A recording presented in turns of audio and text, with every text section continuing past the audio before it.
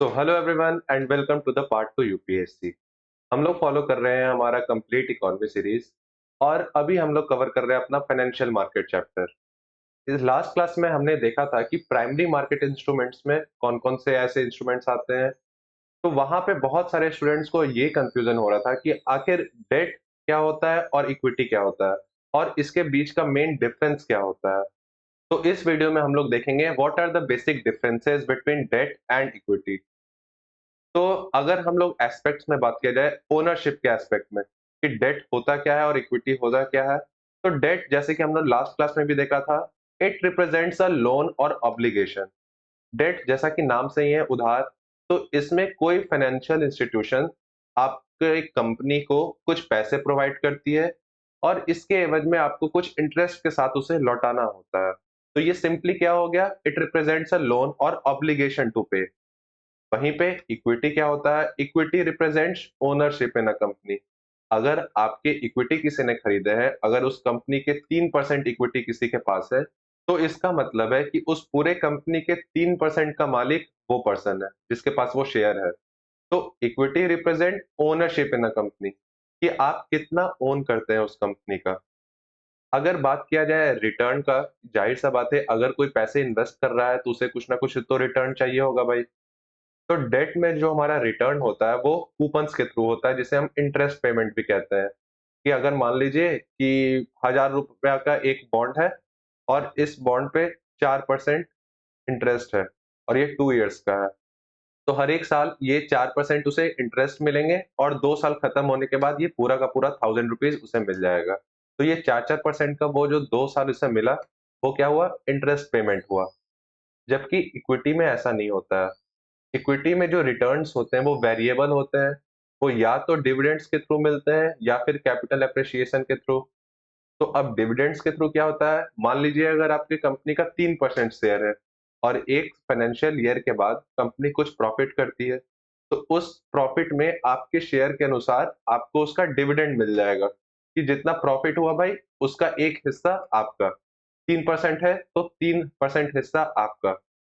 ये तो एक जरिया है पैसे का इक्विटी में। साथ ही साथ आप सेकेंडरी मार्केट में उस इक्विटी को बेच सकते हैं।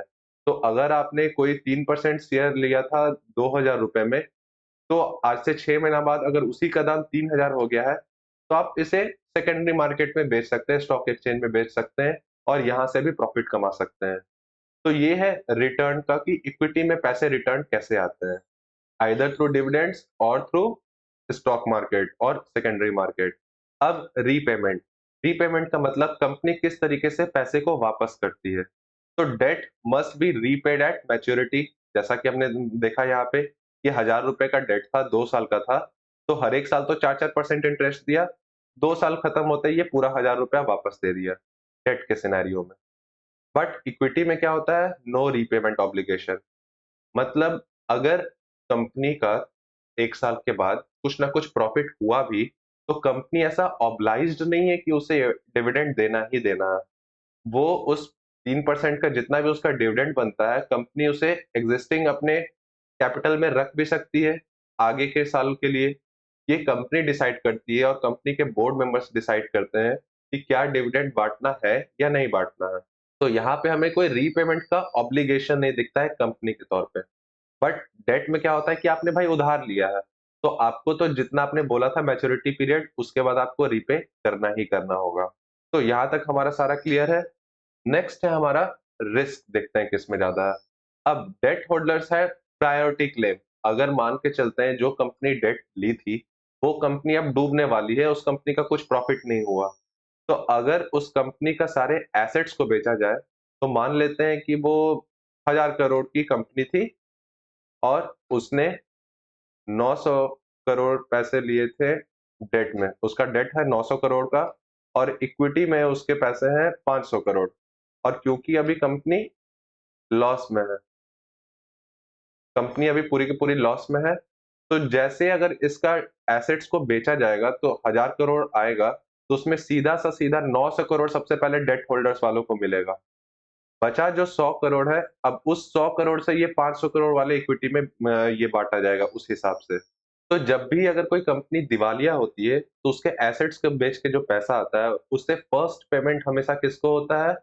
डेट होल्डर्स को, इक्विटी वालों को नहीं। क्यों? क्योंकि भाई आप इक्विटी होल्डर्स हो, इसका मतलब आप भी उसके ओनर थे, तो अगर नुकसान हुआ तो आप भी सहो। आपने पैसे उधार नहीं दिए थे, आपने उसके शेयर खरीदे थे। तो हायर रिस्क किसके पास होता है? इक्विटी होल्डर्स को, और लोअर रिस्क किसको होता है? डेट वालों को। ओके? अब बात करते हैं वोटिंग राइट्स का। तो डेट होल्डर्स के पास कोई वोटिंग राइट्स नहीं होते हैं। कंपनी के डिसीजन में उनका कोई से नहीं होता है। क्यों? क्योंकि आपने सिर्फ इन्वेस्ट किया है, आप उसका हिस्सा नहीं हो। जबकि equity share holders have voting rights. अगर कंपनी को कुछ डिसीजंस लेना है तो उसमें इक्विटी होल्डर्स अपना से रखेंगे, उनके पास वोटिंग राइट्स होगी। जबकि डेट वालों के पास कोई वोटिंग राइट्स नहीं होगी। उसी तरीके से कंट्रोल बोला जाए तो कंपनी के मैनेजमेंट में कोई कंट्रोल नहीं है डेट होल्डर्स का। इन्होंने सिर्फ उधार दिए पैसे।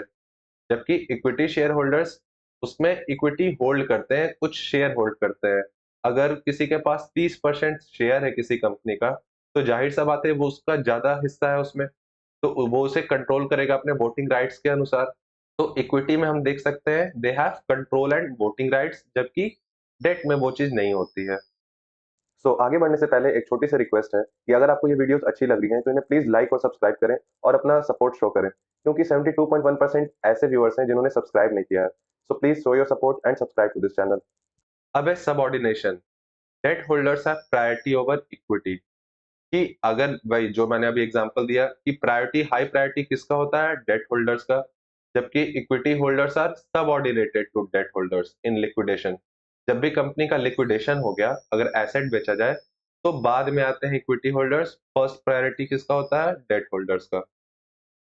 अब lastly these are some examples of debt and equity. Debt में हमारा आ जाता है bonds, debentures and money market instruments. जबकि इक्विटी में हमारा आ जाता है स्टॉक्स एंड शेयर्स। तो these are the basic difference between debt and equity. और ये कॉन्सेप्चुअल क्लैरिटी होना बहुत जरूरी है, क्योंकि प्रीलिम्स में ऐसे बहुत सारे क्वेश्चन फ्रेम किए जाते हैं डेट और इक्विटी के अराउंड, जिसमें अगर आपको उनके बीच का बेसिक डिफरेंस नहीं पता होगा तो आपके लिए आंसर करना बहुत ही मिजरेबल हो सकता है। तो that was all from this video.